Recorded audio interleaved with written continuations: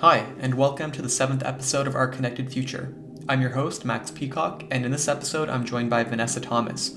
Vanessa is an interdisciplinary researcher and former sessional instructor at Carleton University. She has training in computer science, design, management studies, feminist methodologies, and environmental studies, amongst many other fields. Throughout her career, Vanessa has dedicated professional efforts to shaping technology to better serve communities and those traditionally underrepresented. In our conversation, Vanessa and I discussed the evolution of cyberculture and the internet. Vanessa and I each share our own introductions to the digital world and our first engagements with online communities and platforms on the internet. Vanessa also shares some critical insights on social issues within digital spaces and the need for equitable and accessible design innovation. If this sounds interesting to you, make sure to stay tuned. This podcast is a part of a larger overarching project called the BMPD Storytellers project, which includes a growing variety of works from other students in the program. To check out the works of other BMPD storytellers, you can visit our website and socials, which are linked down below. This is your host, Max Peacock, and you're listening to episode 7 of Our Connected Future, featuring Vanessa Thomas. Thanks for tuning in, and as always, enjoy.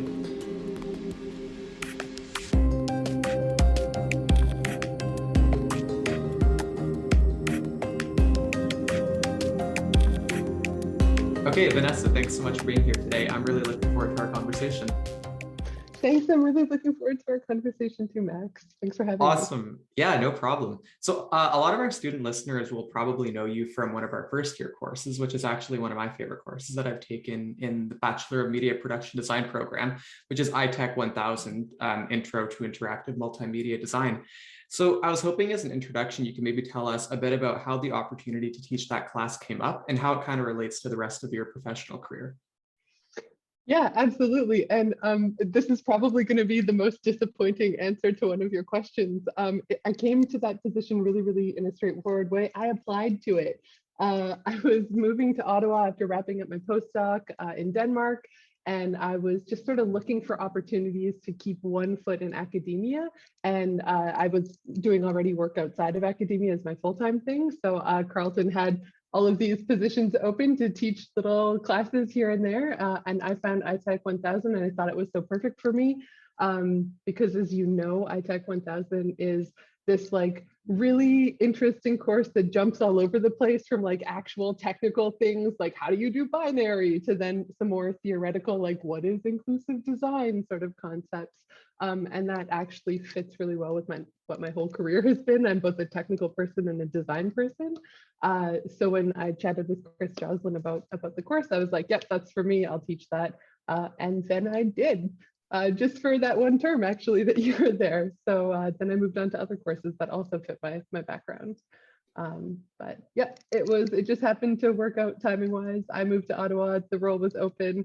It fit with a lot of my pre-PhD and then recent life and work experiences in Denmark, the UK, Bolivia, Ecuador, the US, and then Canada as well. And I got to share some of my knowledge and skills and experiences with you all.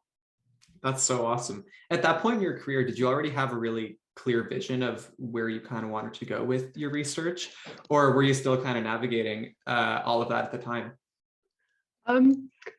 I still don't have a clear vision where I'm going to go with my career and my research. I definitely know what I did during my PhD, and that was all about the environmental footprint of digital technologies and then how to make certain designs a lot more inclusive once I got to my postdoc in Denmark. But then I moved to Canada and I got into the cybersecurity and privacy space, which I'm still very interested in and what some of my current work and research looks at.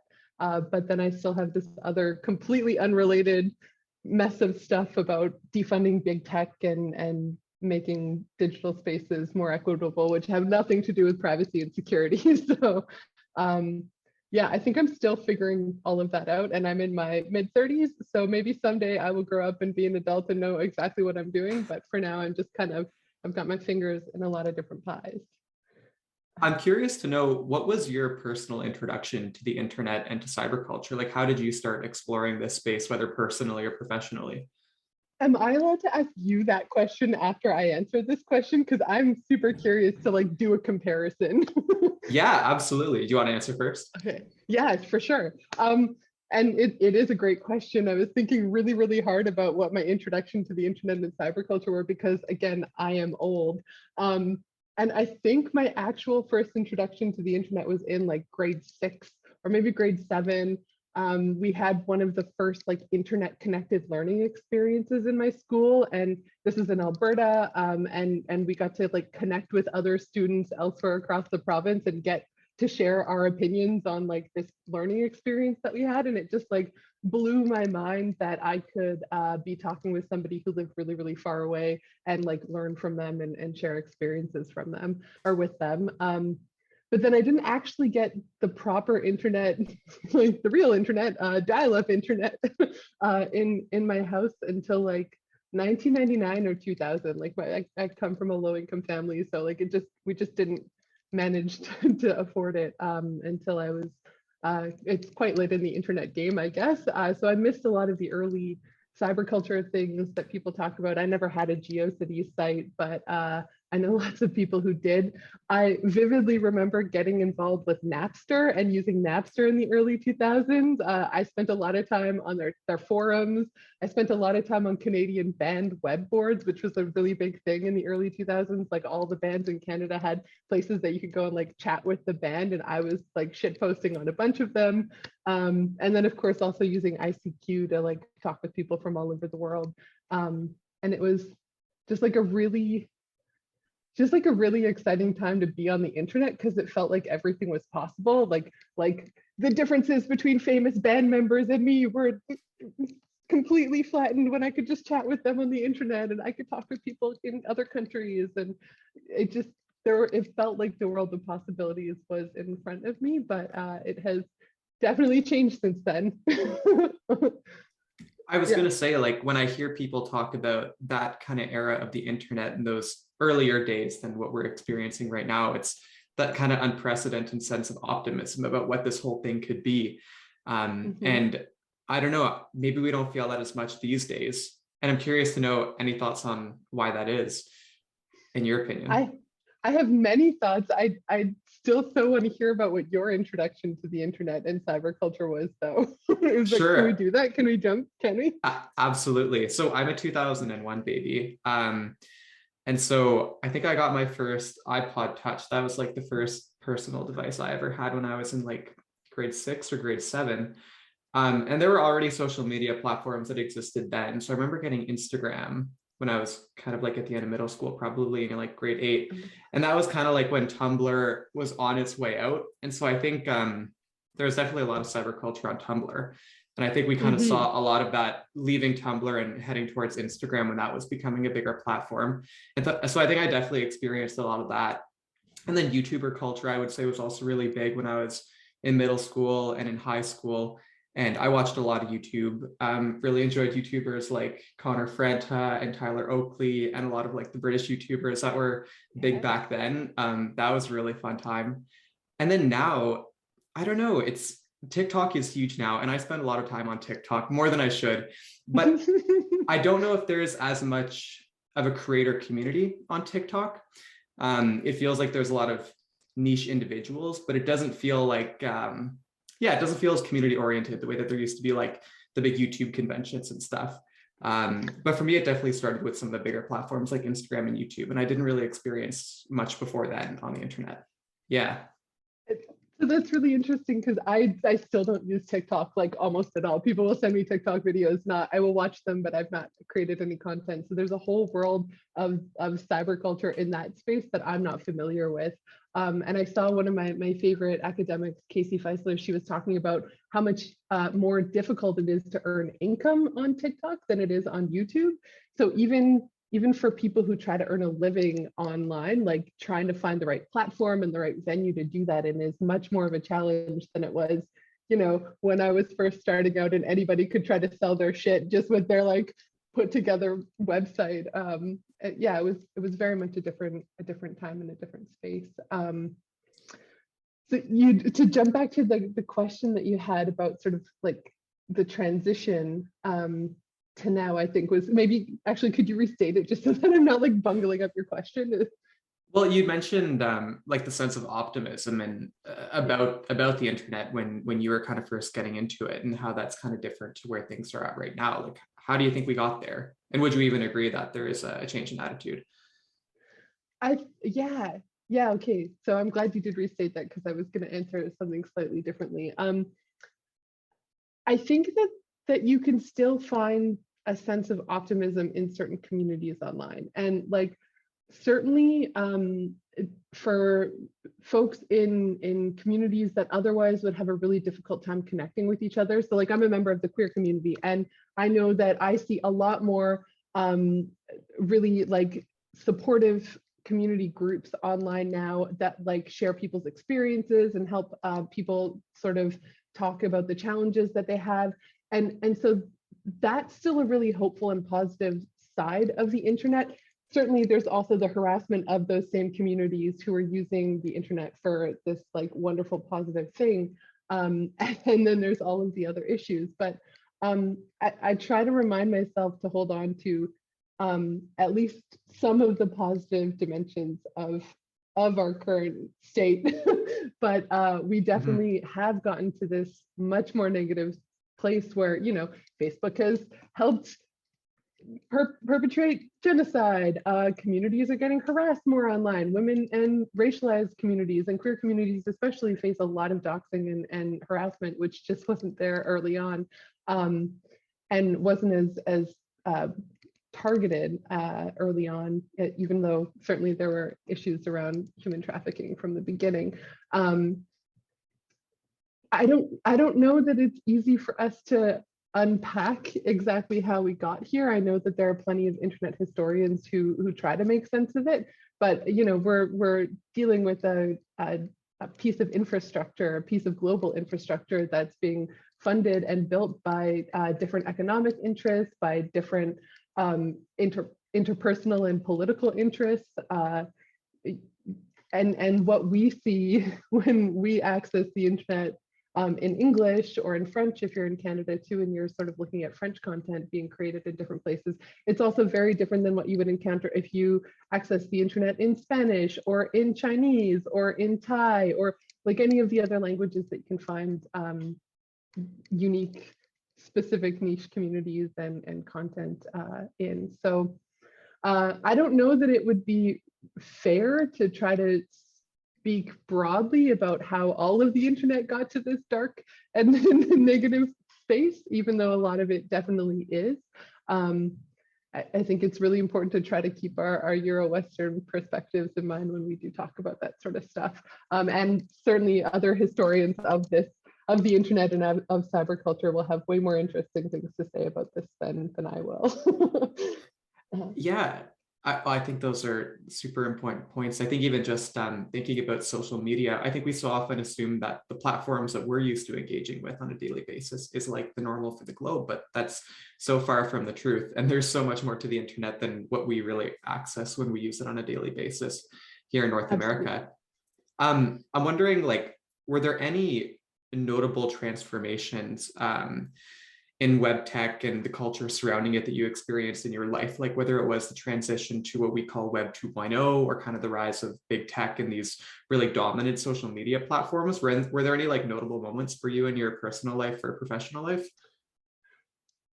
Yeah, I'll preface this maybe by saying almost like a positionality statement. Like I'm arguably a late adopter of a lot of tools and technologies. I already told you I still don't have TikTok, which means like how much is my opinion really valid here right now? I have Instagram, but I only have Instagram for my dog. So I'm also like I'm just one of those people who isn't necessarily at the forefront of adopting a lot of new tools, technologies, and social media platforms. I'm also maybe a bit of a weirdo when it comes to tech in that I don't form company-based allegiances. Like I'm on this call with my MacBook, but my actual personal phone is an Android phone. For work, I have it the opposite. I have a PC and an iPhone. I don't maintain a presence on a lot of different tools. So when I say like certain things stand out to me as really important, I think it's really important for me to acknowledge that I'm also not the most in tune with what's happening person to have an opinion on these sorts of things. But For sure, when the first smartphones came out, like in the mid 2000s, like 2007, I think was the first iPhone, and I think the first Android was not long after that. Even though we had Blackberries for quite a while before iPhones, those were life changing for me. I didn't. I used to travel a lot and move countries quite a bit just because being in tech allowed you to do that. It opened up a lot of work opportunities all over the globe. And up until like 2010, I was still getting paper maps and like trying to navigate cities using actual physical maps, which sometimes are really out of date. And then I finally got a smartphone and was able to use Google Maps, and it was actually like life-changing for me. Same with being able to access Wikipedia, which I know is still a controversial thing for us to talk about in academic institutions, but like that opened the world of knowledge to me in ways that I don't think I would have been able to access other people's opinions and perspectives. Problematic as Wikipedia can be, for me, those sorts of changes were really huge. Having a smartphone in my pocket at all times, posting on Facebook when I had Facebook, and Twitter also. The early social media platforms that I did adopt were life-changing and perspective-changing, and then having access to all of this information, either because people started sharing things on blogs. I mean, you mentioned Tumblr. It was such a great resource for hearing people's stories, as was whatever Blogspot or all of the other like super popular blog platforms that were around before. They were all life-changing, and now with streaming services for so many different things, I think the way that we even engage with media has changed so significantly. I have CDs somewhere. I'm sure I used to have vinyl until I moved overseas and got rid of it. Like, but I just don't even care about any of that anymore because all of the music I could possibly want is at my fingertips. And I used to play a lot more video games than I do right now, but the transition from only being able to play with people in your immediate vicinity to now being able to play with people from all over the world, like it was completely revolutionary, and in many ways it still is, in part because you can fund revolutions by selling items in games, but again, different like tangent. So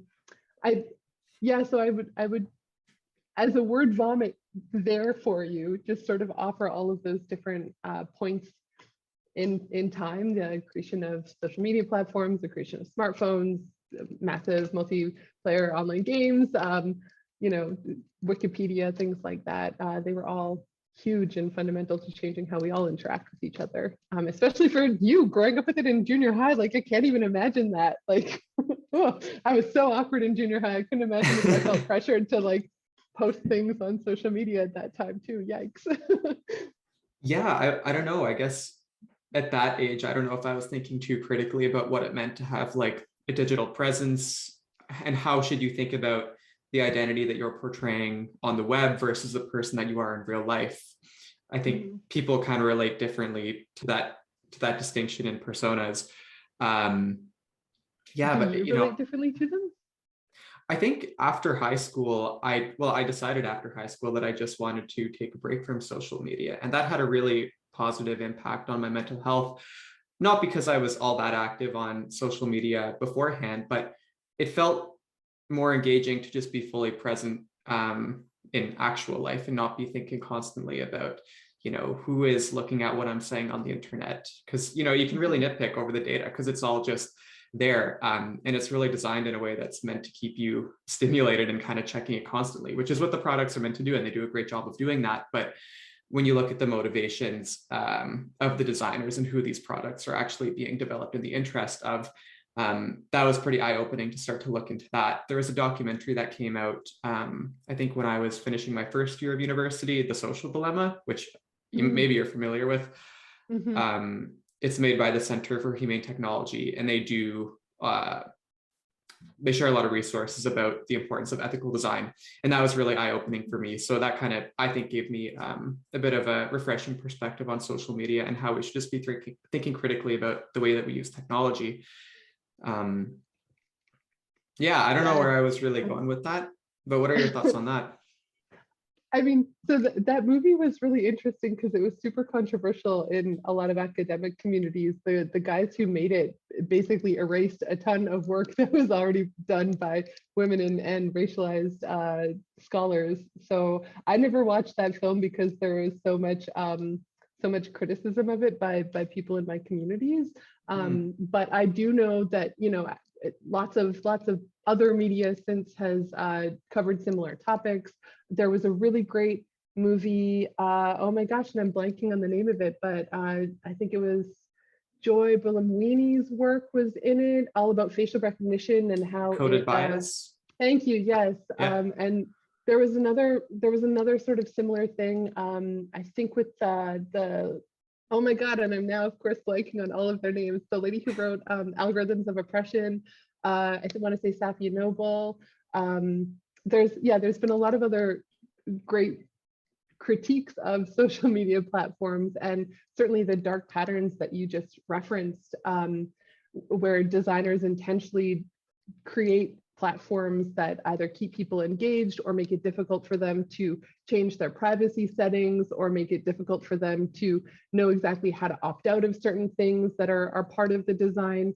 Certainly those dark patterns are real, and for a very long time, designers like myself were actually taught those were things you wanted to put into your designs. You wanted to keep people engaged. You wanted to make it difficult for them to change their ad settings, because that means that they'll generate more money for you and your organization. And I think what's been really positive is that the work of a lot of these critical scholars, again, many of whom are women and racialized scholars, and queer scholars, they openly criticize these platforms, and now it's a lot more of a public conversation, and that's really been a change in the last 7 years.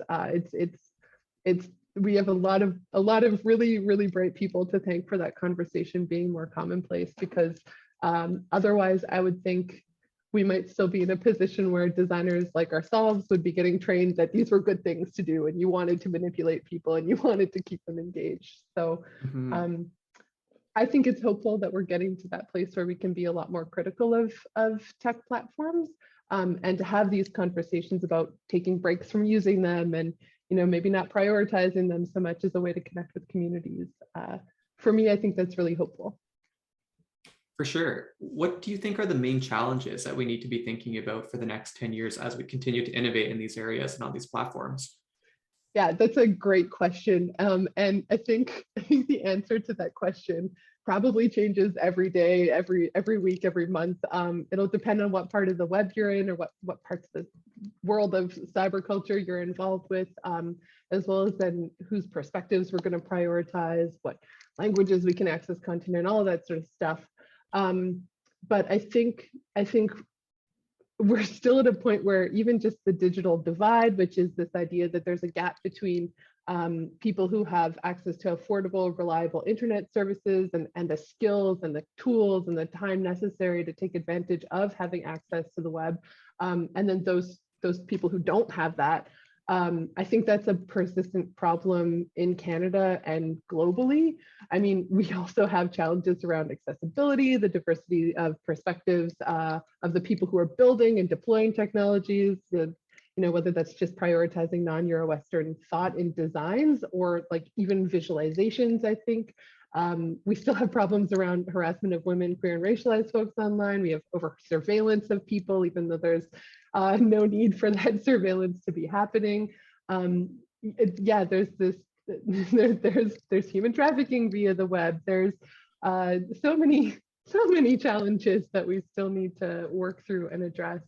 I think it's hard to choose the main ones, and it's more useful for people to find the ones that are that resonate most with them. Again, it could even just be like trying to combat far-right extremism that's flourishing online. If that's the thing that you care most about, like that's a real challenge, go work on it. If you want to address accessibility issues, that's a real challenge, go and work on it. I don't know that it's helpful to just come up with like a list of the main ones. We have so many, so many different. For sure. But on the bright side, lots of people have been coming up with strategies and frameworks for trying to address those challenges.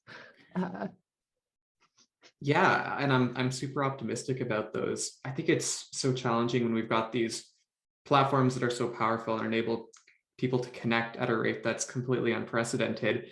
How do you balance, the ideal of freedom of speech with all the things that can go wrong when you give people the ability to connect so aggressively with people? And also, what types of incentives are there for certain kinds of thought and content to go viral at different rates? And so something that I've gotten interested in is like, well, what kinds of pieces of content go viral faster than others and why? And what are the incentives underlying that virality that cause information to flow in certain ways? And how can we balance those incentives with freedom of speech? Any thoughts there? My thoughts are that there are way smarter people working on that full time who would have interesting things to say. And I'm sure you probably have more insights into how to address those challenges right now than I do. When I was working at the Office of the Privacy Commissioner, we were really hyper focused on how the spread of misinformation and how people using their platforms to go viral and also to spread certain types of information just affected Canadians' privacy. And I know that there's so much more than that, because of course, if a tweet goes viral that calls out, this specific person gave me issues, this specific politician is being a jerk, like that can lead to certain people's privacy being infringed and them, of course, being the target for doxing, amongst other terrible things. So I mostly was interested in it from that perspective, but I know that there are so many other angles and so many other really thorough analyses being done by scholars who look at this full time. So what do you think about it? What's your perspective? I think I'm still developing my perspectives. I think freedom of speech is an ideal, and it's easier to hold ideals than to actually integrate them into technology and have them stand the test of time and not have really terrible consequences. Like, how idealistic can we be in our tech designs? I think that's a really hard question. I think the business model of the platforms that people are posting on really matters. And the way that we optimize content recommendation algorithms matters a lot too. And that's obviously directly related to the business models of these platforms. So if we're just recommending content to people to keep them spending more time in front of a screen and consuming more advertisements, which is in essence our definition of engagement, I think that really matters. So I think we have to, hopefully in the future, redefine the way that algorithms, content recommendation algorithms specifically, define like a valuable engagement. And I think if we give users more autonomy over what they consider to be a valuable engagement, then I think algorithms will be less likely to assume that what everybody is paying attention to is kind of what everybody wants to see. Because it can kind of create like a conflated version of what's of interest to people when really it's kind of just what's most attention grabbing. Yeah, absolutely. And the Algorithmic Justice League folks are doing some really valuable work on that front. And I know that lots of other scholars are working in that space, but really like big ups to the Algorithmic Justice League for trying to suggest specific changes to algorithms so that they can be more equitable and less sort of myopic. yeah. Definitely. I'm wondering if there are any, not necessarily web tech related, but just any technologies that are emerging right now that you think are going to have really big impacts for the future of our digital future that we have ahead of us, however you perceive our digital future. But are there any technologies that you think are going to be a really big deal? So I know there's a lot of interesting tech being developed. In my mind, I'm still stuck on a bunch of things that I saw unfolding in Europe right before I came back from my postdoc. And so that's about tangible interfaces. So how you can have like shape-changing interfaces that, and we just had our first folding cell phone from whom, I can't remember. Somebody just released a folding cell phone, but there's a lot of people in Europe focusing on making all tech foldable and all tech like shape-changing. And like that to me is kind of a mind-blowing idea. Like even if we were having this conversation and like my screen was like coming towards me when you were more expressive or like pulling away from me when you were less expressive, things like that are apparently on the horizon because a lot of academics are working on them. What they actually mean for the world is to be seen. In the same way that smell-based interfaces and taste-based interfaces are being developed, and those seem like they could be both playful and fun, but also awful for accessibility reasons and exclusionary and all those sorts of things. Of course, teledildonics is a really interesting space that's getting a lot more attention. That's like interactive intimacy toys. A lot more development in that space during COVID when people have been very isolated, and a lot more conversations about how we can make those devices more equitable as well. I think that's been really interesting to watch. But then also there's going to be the whole world of like war-related technologies that I'm not aware of and I don't want to think about, but they will definitely be changing things in the future as well. Should probably say blockchain, but I don't actually give a shit about blockchain. So let's hope cryptocurrencies disappear. That's what I actually hope. I think that's a totally valid opinion. I'm curious to know if there are any, I mean, we were talking about current issues in this space and what are the main challenges we need to be focusing on. And as you pointed out, it's not as simple as that. We can't just create a list of issues that we need to focus on. So I'm wondering if more generally, there are some philosophies or critical methods of thinking that you're trying to instill in the students or the colleagues that you engage with in your career. So yeah, I think I remember in the list of questions you gave me, you actually just asked for any piece of advice, and my flippant initial response is the piece of advice that I give to everybody, and it's don't make tea out of toilet bowl water, which is not actually relevant to this conversation. So yeah, in terms of my workplace, at the government of Canada, there's still a huge lack of understanding about how digital technologies affect different communities differently. So this idea of intersectionality, even though it's a feminist government, and it has been since Trudeau was elected in, what's that, 2015, a lot of employees still struggle to understand how the technologies that they're designing or the services that they're offering are going to be used by different people and accessed by people in different ways. So I spend a lot of my time trying to bring user research methods and trying to bring inclusive design concepts into my workplace. And that takes a lot of my time and effort. But I'd say for my students, I think, you're at a really important junction in your life where you're both building the connections that you're going to have around you throughout your career and throughout your adulthood. You're also building the knowledge that you'll need and the perspectives that you'll need to keep learning. But to keep learning, it's really important to stay curious. It's really important to stay critical, and it's especially important for us in tech to stay humble, because I think that it's really common for people who have engineering backgrounds and for computer scientists, especially, to get taught like, lots of stuff. You're an expert in this space. Like, you can go out and build a thing and it'll change the world for the better. Like, do good work. But it's just so much more complicated than that. And you can't do good work without working with other people. You can't do good work without talking across disciplinary boundaries. Some of my most rewarding projects have been with lawyers and policymakers, and we're all using the same words, but meaning completely different things. So the value of our work comes from when we can describe what we mean by these same words and then find common ground, even though we might be trying to achieve different things with our different disciplinary training. So yeah, stay curious, stay critical, stay humble, and keep pushing for the changes that you want to see in the world, because we have so much work in front of us, so much work. Yeah, I think that's it. Okay, Do you have any piece of advice or food for thought for me and for people who are teaching students these days? Like, oh gosh. Well, I was going to say, first of all, I think the advice that you just shared is such great advice.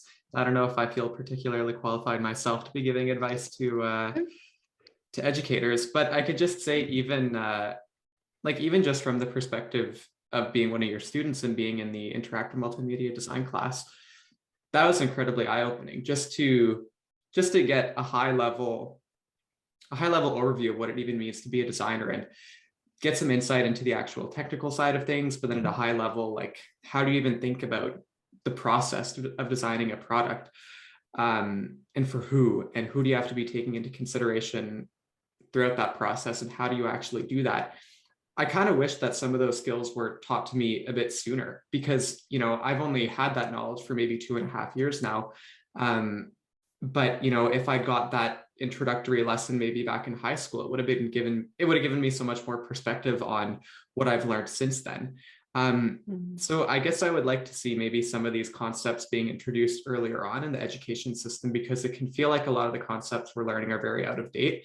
And what I've really appreciated about university so far is just having the freedom to think about new things in a more relevant context, and in more modern times, where the concepts that we're learning feel a bit more in tune with what's actually happening in the world. And I think the sooner we can do that for people, I think the better it'll be for everybody, and maybe the better we can innovate. So that's a thought. Preach.